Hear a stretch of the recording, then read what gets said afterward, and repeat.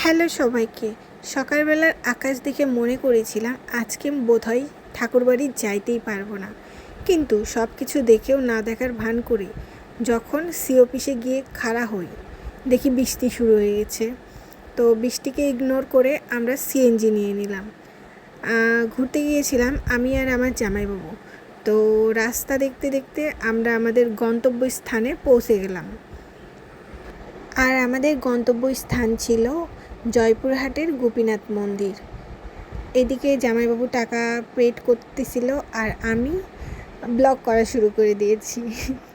তো ব্লগ করতে করতে ঠাকুর দর্শন করে পিছন দিকে চলে আসলাম এই পুকুরটা দেখার জন্য। তো পুকুরটা অনেক সুন্দর, অনেক জল হয়েছে, যেহেতু বৃষ্টি হয়েছে কয়েকদিনে, তো অনেক জল হয়েছে। তারপরে ঠাকুর পুজো দেখলাম। ঠাকুর পুজো অনেকক্ষণ ধরাই হচ্ছিল, যেহেতু সকালের পুজো আর আজকের দিনটা ছিল একাদশী। তো ঠাকুর পুজো দেখে আমরা আবার দুপচেচিয়ার উদ্দেশ্যে রওনা দিই। যাওয়ার সময় যেরকম বৃষ্টি ছিল, আসার সময় সেই রকম ঠাডা পড়া রোদ ছিল। এই রোদের মধ্যে মানে অবস্থা খারাপ হয়ে গেছে, আজ মুখ চোখের দিকে তাকানো যাচ্ছে না। আর লাস্টে ঠাকুরবাড়ি আর ঠাকুরের কিছু ছবি দেওয়া হলো।